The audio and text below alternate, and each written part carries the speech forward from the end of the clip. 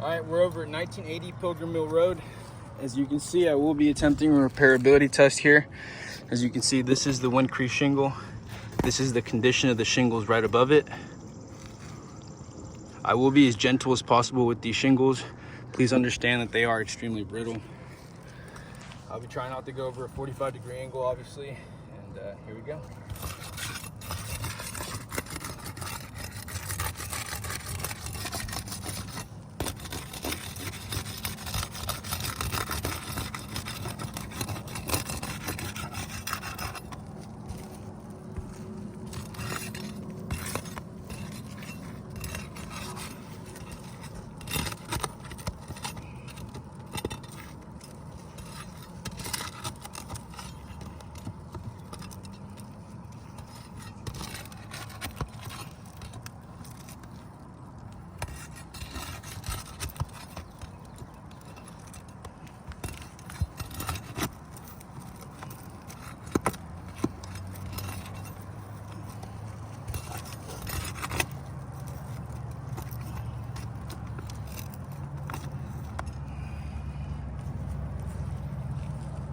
These are already creasing.